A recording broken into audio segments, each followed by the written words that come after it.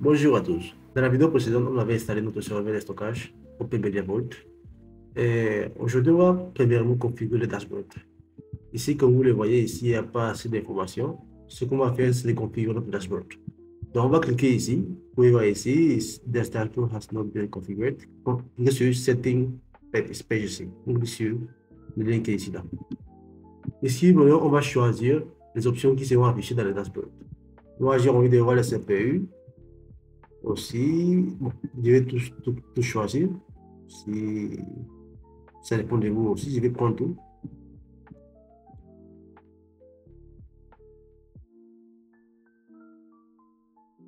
Là maintenant, je vais cliquer sur Save. Voilà. On verra ici maintenant notre dashboard. Le CPU, la mémoire RAM qu'on a mis dans le disque, là on a déjà utilisé les 47%. Le SSH est activé. Et les services qu'on peut configurer, NFS, SSH, SMB pour le partage, R6 pour le backup. C'est-à-dire ici on peut voir toutes les informations dans le serveur. Ici aussi la DCP qu'on a reçu par DCP. D'accord. Une fois que le dashboard est déjà actif, on peut maintenant fixer la DCP au serveur. Parce que comme vous le savez, tout serveur doit avoir une DCP statique. Imaginons, aujourd'hui, on sait que pour pigner Google, on fait 8.8.8.8. Mais disons que demain, on dit que la DCP a changé. Ça peut nous énerver, quoi, ça peut nous déranger. Donc, pour ce faire, il est conseillé de configurer une DCP statique pour un serveur. Donc, pour ce faire, on va venir sur Network et Interface. Ici, vous pouvez voir ici l'interface parce qu'on a une seule interface, une S33. On clique dessus, on va sur Edit. À ce niveau, on va fixer la DCP statique. On vient ici sur IPv4 parce que nous on utilise IPv4, IP version 4. On clique sur DSCP et on choisit statique pour fixer la DCP manuellement. Et si on va mettre ici dans SCP, moi je vais choisir ici 192.168.23. Disons 250 par exemple. Les masques, je vais ici prendre slash 24.0. La passerelle, 192.168.23.1. C'est-à-dire la première DCP de l'interface.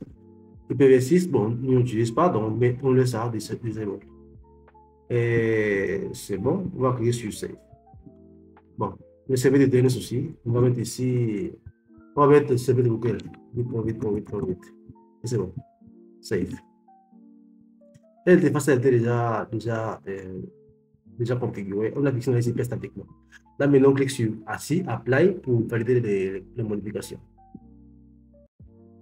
Ça, maintenant, on sera déconnecté de OpenMediaVault pour se connecter à nouveau.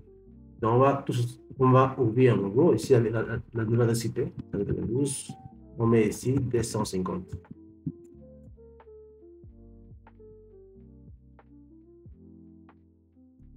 On va attendre un peu, il est en train de se modifier.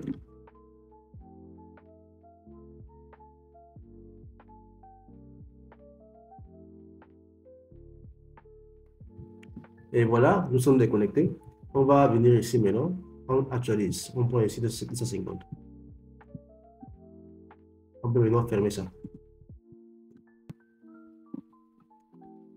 Et on sera encore redirigé dans la page de connexion de OpenMediaVault. On se connecte ici encore avec le mot de passe OpenMediaVault.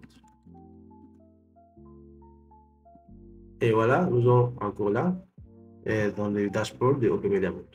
Bon, et on se retrouve dans la prochaine vidéo.